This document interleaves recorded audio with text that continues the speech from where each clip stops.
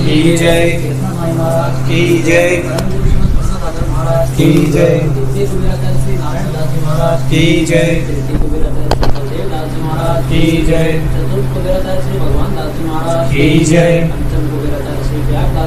की जय, की जय, की जय, की जय, की जय, की जय, की जय, ज्ञान संप्रदाय की जय, श्री दुर्गा शास्त्री की जय, राम की जय। सत्कैवल्यम् जननं वरेणं दिगेनं लघुयं नमोऽहं नमस्तु निरालं नराणं महेन्द्रं वरेणं नयेति नरेणं प्रणायं वरन्तु जपेनं जपायं तयनं मयानं मनाति मधुयं स्वयं तं समस्तु दयन्नं विचन्द्रं विनय करोति विवर्जितवस्तु विविरे विदन्तं अचन्ते नचन्तं सुनाति सनातं जिनाते अनन्तु अगाधं अबोधं लये जन्मादं कुबेरं त्र्यम्बकं नमामि नमस्तु। श्रीमद् करुणा सागर महाराज की जय, कैवल धाम की जगत गुरु श्री अविचल देवाचार्य जी महाराज की जय। ग्रंथ प्रारंभ का सत कैवल साहिब।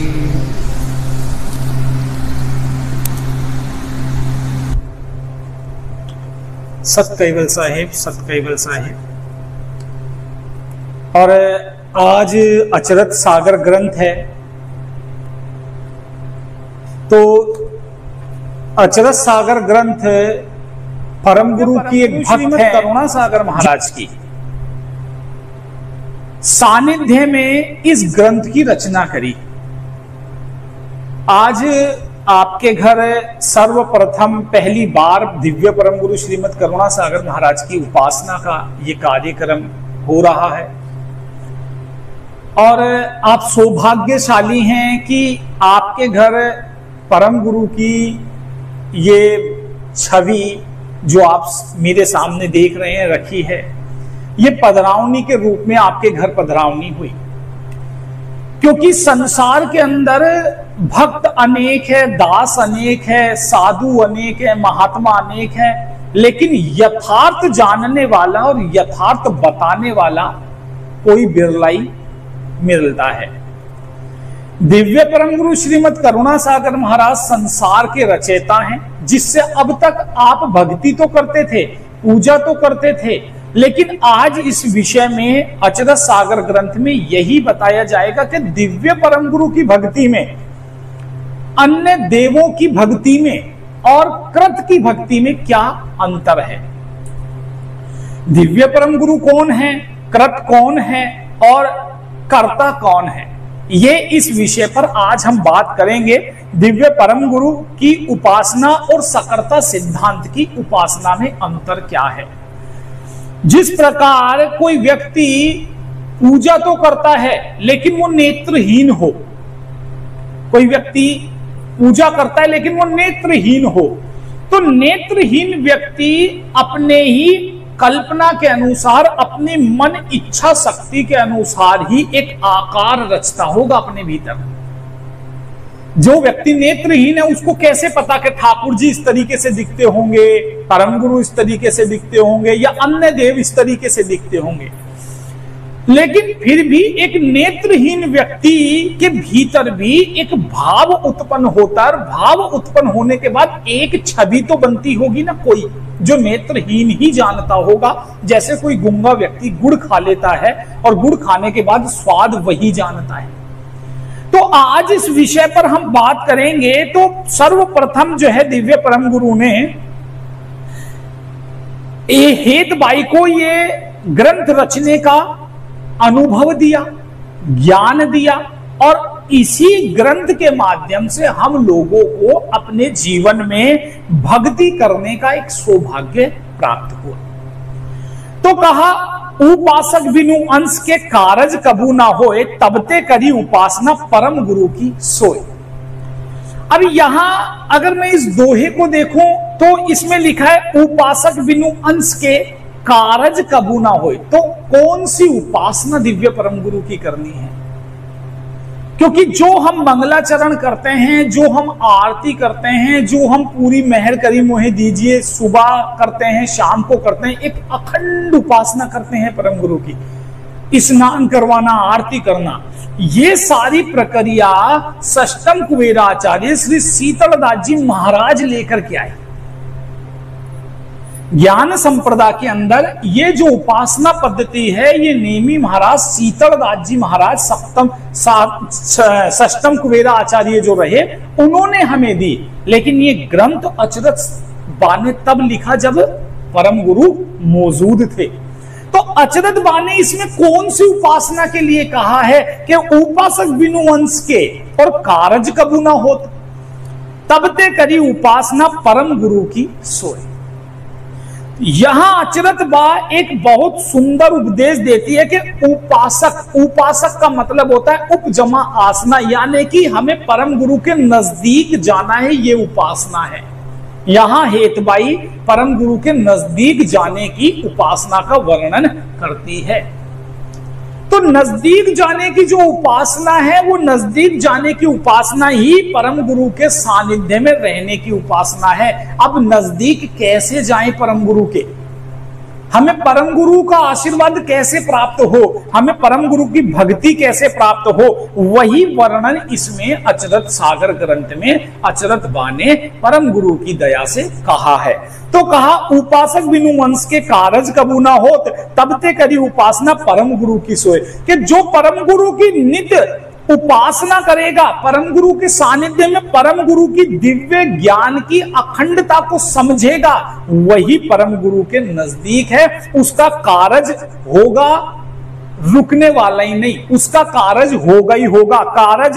कारज कबू ना होत, यानी कि जो उपासना ऐसी है जिसका कोई देव नहीं है, उसका कोई अंत नहीं है, उसमें कारज तो होते हैं लेकिन लेट देर सवेर होता है। तब अगला कहा कि परम गुरु बिन ओरन की करी उपासना अंश। अंश कौन? ये शरीर के अंदर रहने वाली जीवात्मा अंश है, जो हम सामान्य भाषा में समझेंगे कि परम गुरु बिन ओरन की, कि परम गुरु के बिना अन्य संसार के अंदर कितने देव है? ब्रह्मा, विष्णु, महेश, आदि शक्ति, निरंजन, ज्योति स्वरूप नारायण, और भी धीरे धीरे कई छोटे मोटे देवता ऐसे हैं जिनकी लोग भक्ति उपासना करते हैं। फूल माला प्रसाद चंदन तिलक करते हैं, और अधिकतर वैष्णव धर्म में ये पद्धतियां आपने देखी होगी, चलती आ रही है। लेकिन हेतबा कहती है परम गुरु बिन औरन की, कि परम गुरु बिना अगर कोई व्यक्ति और की उपासना करता है, करी उपासना अंश, कोई काल फलदायक निर्फल नहीं निर्वंश। कि अगर परम गुरु के अलावा अन्य देवों की उपासना करता है, कोई अन्य देवियों की उपासना करता है, जंतर मंतर करता है, उसका भी फल प्राप्त होता है, वो निष्फल नहीं जाती। लेकिन वो किस प्रकार होता है उसका फल? इस प्रकार समझिए, जिस प्रकार खेत में बीज लगा दिया, अब वो बारिश के भरोसे है। किसके भरोसे हैं? बारिश के भरोसे हैं। किसान ने खेत में बीज लगाया, लेकिन वो भरोसे किसके हैं? बारिश के। वो कर्म के भरोसे बारिश के। लेकिन अगर बारिश नहीं हुई तो उसका फल, उसका बीज निष्फल हो जाएगा। आधार क्या है? बारिश।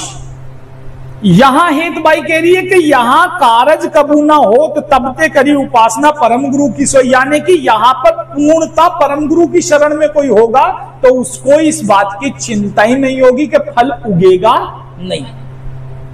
तो यहां इतना सुंदर वर्णन किया कि परम गुरु बिन औरन की करई उपासनांश, कोई काल फलदायक निर्कत नहीं निर्बध। कि फल तो प्राप्त होगा, लेकिन वो किस समय प्राप्त होगा उस व्यक्ति को, वो किस समय उसकी फल की प्राप्ति से सुख भोगेगा, इसकी कोई गारंटी नहीं है, लेकिन फल प्राप्त होगा। फिर कहा फल प्राप्त पण तेहन की जिनकी करई उपास जो करनी बहुरु तेही फले ओरन की नहीं आस। देखो फल प्राप्ति पण तिनकी, हम भक्ति करते हैं तो भक्ति दो प्रकार से जीव करता है। एक तो भक्ति कैसे करता है, रूप रंग से भक्ति करता है। कई बार क्या होता है, कोई मूर्ति बहुत सुंदर लगती है इसलिए वो उसका दीवाना हो जाता है। कई बार भक्ति काई से करता है, दुख के कारण करता है। जब उसमें दुख पड़ जाता है ना तो वो पत्थर को भी भगवान मान के बस आस्था उसमें रखता है कि भगवान मेरा ये कार्य पूर्ण कर दो, जो कुछ हो तुम हो। एक व्यक्ति भक्ति करता है समझ से, उसको ये पता है कि ये देव है, ये देवी है, ये पुरुष है, ये प्रकृति है, ये आद है, ये अंत है, ये अनादि है। इस सब चीजों को समझ के भक्ति करता है, वो उपासना है। तुम्हारा कर्ता और तुम्हारी कृत की पूजा का तुम्हें ज्ञान है, वही उपासना है। यहां साथ का फल प्राप्त पण तेहन की जिनकी रही उपास जो करनी बहुत ही तरह फले ओरन के नहीं आस। किसी और देखो, किसान जब खेत में बीज फेंकता है तो अगर अनार का बीज फेंकता है तो क्या उगेगा, अनार। गेहूं का बीज फेंकता है तो क्या उगेगा, गेहूं। क्या कभी किसान को यह शंका होती है कि अनाज गेहूं का फेंका है और बाजरा उग जाएगा? ऐसा हो सकता है? नहीं हो सकता ना। यहां भी यही कहा फल प्राप्त पण तेन की, कि जो तुम्हारा इष्ट देव है वो जहां तक फल दे सकता है फल वो वही देगा। अब किसी व्यक्ति को रोग है दांत के दर्द का और जाता है चमड़ी के डॉक्टर के पास, तो चमड़ी का डॉक्टर कैसे दांत के दर्द की दवा तो दे देगा दर्द की, लेकिन पूर्णतः इलाज नहीं है। तो इसीलिए इसमें सुंदर शब्दों में कहा कि इस परम पिता परमात्मा इस संसार के अंदर जो है वो तुम्हें सुख सुविधाएं ये दे सकते हैं, सारी चीजें दे सकते हैं, लेकिन अखंड कैवल मुक्ति परम गुरु के सिवा कोई दे नहीं सकता। तो सुख जैसा देव उपासक बनोगे वैसा ही तुम में गुण आएगा, वैसा ही तुम में फल की प्राप्ति ही होगी। तो इसीलिए आपने देखा होगा कई लोग शिव के उपासक होंगे, कई लोग विष्णु के उपासक होंगे, कई देवों के उपासक होंगे, कोई ये नहीं, सब एक उपासक होंगे, भक्त सारे होंगे, लेकिन भक्ति करने की कर्म पद्धति, भक्ति करने की कर्म की क्रिया सबकी अलग होगी। तो ऐसा क्यों?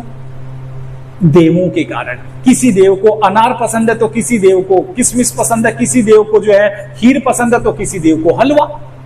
सबके अलग अलग पसंद है तो अलग अलग ही कार्य भी करेंगे, लेकिन परम गुरु श्रीमद करुणा सागर महाराज एक ही है, कैवल वेता परम विशेष अंश हैं सकर्ता सर्जनहार के। तो परम गुरु के ये द्वैत पद लागू होता ही नहीं। तो जो परम गुरु की शरण में चला गया वो एक ही उपासना करेगा, किसकी? परम गुरु की। और जब पत्ते में, फल में, सब में, जड़ में जब पानी डालते हैं तो पत्ते में, फल में, सब में पहुंचता है ना। तो सिर्फ परम गुरु ही एक ऐसे संसार में सर्जनहार हैं कि जिनकी भक्ति से संसार के सारी चीजें अपने आप ही फल की प्राप्ति होगी। तो अखंड कैवल्य जो मुक्ति है, जो जीव को जन्म और मरण से मुक्त कर सकती है, वो भक्ति सिर्फ परम गुरु ही दे सकते हैं। वो करुणा सिर्फ परम गुरु के पास है, अन्य देवों के पास वो करुणा नहीं है। फिर कहा जब ते परम गुरु बिन लहे ना निज करताए, करता लहे बिन कारजा सरे ना कोटि उपाय। कि जीव अनंत उपाय करता है। किसी व्यक्ति को कोई रोग हो जाता है तो एक डॉक्टर बदलता है, दूसरा बदलता है, तीसरा बदलता है, चौथा बदलता है, वो बदलता चला जाता है जब तक उसको उपाय नहीं मिलता। तो वो डॉक्टर क्यों बदलता है? वो डॉक्टर इसलिए बदलता है क्योंकि उसको उस एक डॉक्टर के दवा से आनंद नहीं आ रहा, फायदा नहीं हो रहा। तो जब फायदा नहीं हो रहा तो डॉक्टर बदलेगा, डॉक्टर बदलेगा तो दवा बदलेगी, दवा बदलेगी तो क्या होगा? उस व्यक्ति का विश्वास भी बदलता है। तो जो परम गुरु के जो उपासना करता है वो एक ही सर्जन है। परम गुरु विश्व के एक ही सर्जन है जो सबका इलाज कर सकते हैं। लेकिन किसी व्यक्ति ने कहा कृत लहे बिनु कारजा सरे ना कोटि उपाय, लेकिन हम कृत की पूजा करें। जैसे कभी आपने देखा होगा कई देवों को हम पात्र चढ़ाते हैं, यानी कि पत्ता चढ़ाते हैं। कहीं ऐसा आता है कि जड़ी निकाल करके चढ़ा दो, पत्ता चढ़ाओगे, फल चढ़ाओगे, लकड़ी से हवन करोगे, लेकिन कहीं शास्त्रों में यह नहीं लिखा होगा पेड़ को जड़ से निकाल के ही चढ़ा दो भगवान के, फिर तो काम ही खत्म। क्योंकि अगर जड़ से चढ़ा दिया तो क्या गया, पत्ता से भी जाएगा, फल से भी जाएगा, मूल से भी जाएगा। तो यानी कि एक ही में सब आ गया, डाल पात फल फूल। और दादू पीछे क्या रहा, जब पकड़ लिया निज मूल। दादू जी ने भी कहा कि जब निज मूल पकड़ लिया तो फिर हमें पत्ते डालों से मतलब क्या है। तो इसीलिए उन्होंने कहा कि हमें कृत की जो पूजा करते हैं वो कृत कृत जैसा ही फल दे सकते हैं। जैसे उदाहरण के तौर पर आप ये देखो, एक जामुन खाइए, जामुन के अंदर अगर गुठली बहुत मोटी है तो गुदा कम होगा, और गुदा ज्यादा है तो गुठली छोटी होगी, है ना। अब ये समझ आप खा करके ही देख सकते हो, आप जामुन को हाथ में लेकर नहीं देख सकते, लेकिन जब खाओगे तो पता चलेगा। तो जिस प्रकार किसी चीज का स्वाद खाने से आता है, जिस प्रकार किसी दवा का जो है असर लगाने से आता है, उसी प्रकार दिव्य परम गुरु की भक्ति बिना स्वार्थ जब हम करते हैं तब उसका आनंद तुम्हें पता चलेगा कि दिव्य परम गुरु में, देवों में और कृत में अंतर क्या है। तो दिव्य परम गुरु की उपासना करने का मतलब है आप साक्षात कर्ता की उपासना कर रहे हैं। यहां पर आपको कर्म कोई लागू नहीं होता कि आपको सर पर रुमाल ही रखना है, कि आपको ये जो है कलावई बांधना है, कि आपको यही सब पद्धतियां। परम गुरु की उपासना के लिए सिर्फ आपको वस्त्रों की शुद्धता और आहार की और व्यवहार की शुद्धता रखनी है, और कोई कर्म लागू होता परम गुरु को नहीं है। फिर कहा कोटि उपाय सो कर्तन के साधक सकल सवेश, जिनने करता पावही रहत विमुख सब अंश, यही प्रकार अंश को भ्रमित देखी भौमाए, करता आप करुणा करी भेजे परम गुरु ताए। जब संसार के अंदर जीव भ्रम ना पैदा हो जाता है, भ्रम पैदा हो जाता है, जैसे कोई रोगी रोग से बहुत परेशान हो गया, दवा लेते लेते परेशान हो गया, तो फिर वो अंतिम में क्या मांगता है, होगा तो ठीक है, नहीं तो भैया मौत तो आनी है। उसको विश्वास काई पे आ जाता है, मौत पर। तो ऐसे ही अंत में जब जीव अपने आप परम पिता परमात्मा को खोजता है ना, अपने भीतर से, खोजेगा कौन भाई, कौन खोजेगा, जिसको इच्छा होगी। जिसको इच्छा नहीं होगी वो तो मंदिरों में जाएगा, जल चढ़ाएगा, फूल चढ़ाएगा, माला चढ़ाएगा, ये सब करेगा, उसका जीवन इसी में बीत जाएगा। दुख, कभी सुख, कभी दुख, कभी सुख। लेकिन पूर्णता ही सुख मिल जाए तो वो परम गुरु कर सकते हैं सिर्फ। तो यानी कि हमें भक्ति किसकी करनी है, उपासक किसके होना है, परम गुरु का उपासक होना है। यही प्रकार अब कहा का परख करो गुरु परम की। देखो, जब भ्रम में संसार के अंदर जीव को भ्रमता देखा, भ्रमता मतलब जीव अज्ञान है। अज्ञान कैसे, देखो हम जब फूल चढ़ाते हैं तो मैं अधिकतर मंदिरों में फूल चढ़ाते वक्त लोगों को देखता हूं, वो फूल चढ़ाते हैं तो डंडी तो भगवान की तरफ करते हैं, और वो जो फूल होता है वो अपनी तरफ करते हैं। करते हैं नहीं करते? तो इसका मतलब यह है कि वो फूल अपने लिए चढ़ा रहे हैं, वो भगवान के लिए नहीं चढ़ा रहे। अगर वो भगवान के लिए चढ़ाए तो खुशबू वाला जो पोर्शन है वो भगवान की तरफ करे, डंडी अपनी तरफ करे। लेकिन क्या होता है, डंडी भगवान की तरफ होती है, फूल का जो खुशबू वाला गुदा है वो अपनी तरफ होता है।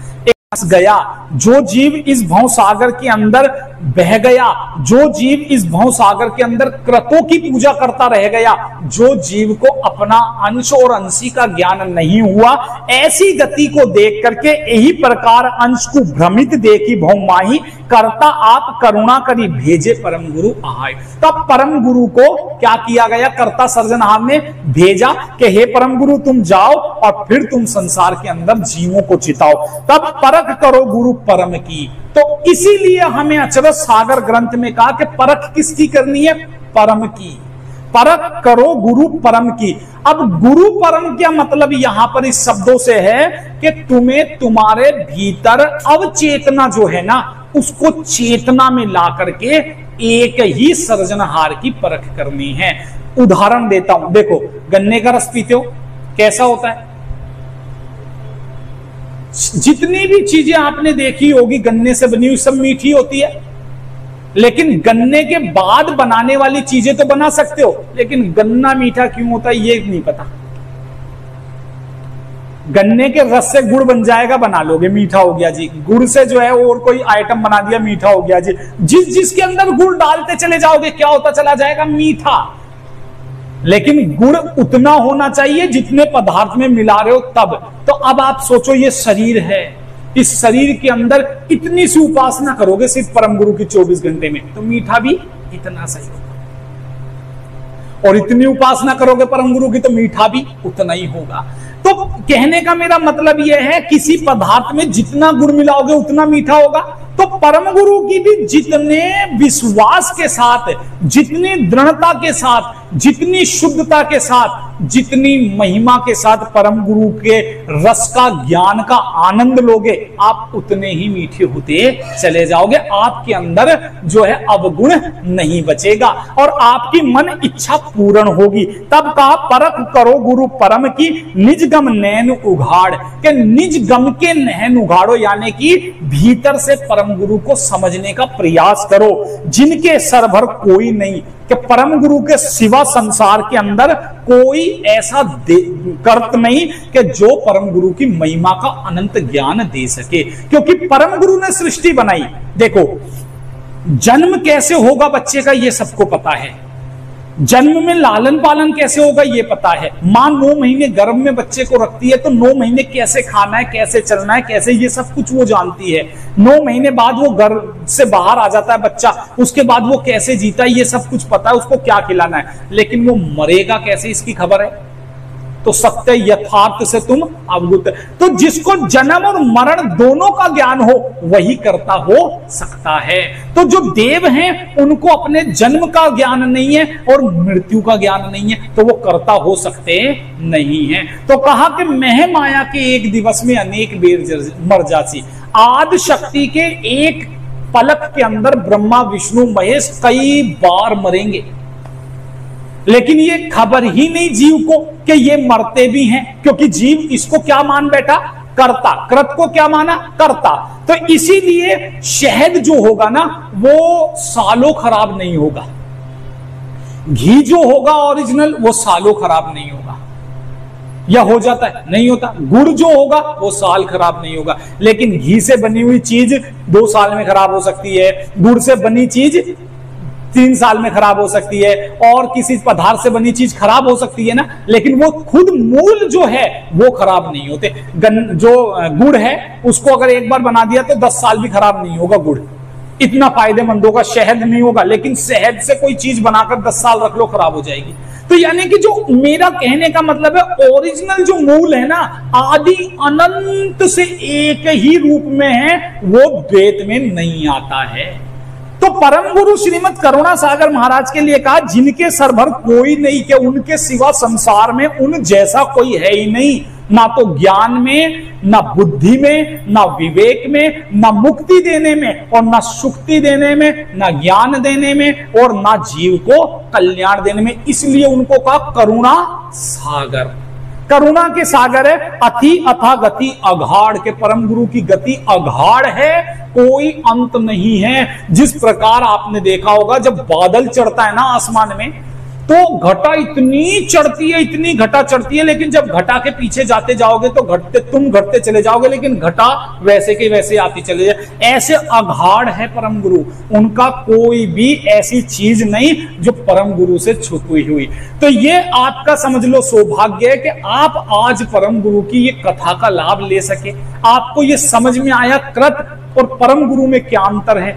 आपको ये समझ पाए कि मैं परम गुरु का कौन हूं, मुझे उपासना क्या करनी है। तो इसी प्रकार उपासना नित्य परम गुरु की करते रहो, भाल तिलक नित्य परम गुरु का करते रहो और दृढ़ता के साथ परम गुरु का पाठ करते रहो, कथा कीर्तन में आते रहो। निश्चय ही धीरे धीरे आपका कल्याण हो जाएगा और जीव अविगत की गति प्राप्त करके मुक्ति की तरफ चला जाएगा। आज इस ग्रंथ को यहीं समापन करते हैं, फिर एक नए विषय के साथ अगली बार कहीं कथा में मिलते हैं। सत कैवल साहिब, सत कैवल साहिब। आद्य सक्र सवराज करुणेश कैवल करता की जय, श्री कृष्णा स्वामी महाराज की जय, परम गुरु श्रीमद करुणा सागर महाराज की जय, द्वितीय कुबेराचार्य श्री नारायण दास जी महाराज की जय, तृतीय कुबेराचार्य श्री बलदेव दास जी महाराज की जय, चतुर्थ कुबेराचार्य श्री भगवान दास जी महाराज की जय, पंचम कुबेराचार्य श्री प्रयाग दास जी महाराज की जय, षष्टम कुबेराचार्य श्री शीतल दास जी महाराज की जय, सप्तम कुबेराचार्य जगत गुरु श्री अविचल देवाचार्य महाराज की जय, श्री सर्व संतन की जय, श्री सर्वदेवन की जय, श्री ज्ञान संप्रदाय की जय, श्री गुरुगादी सारसापुरी की जय, श्री कैवल धाम की जय। ग्रंथ पूर्ण का सत कैवल साहिब।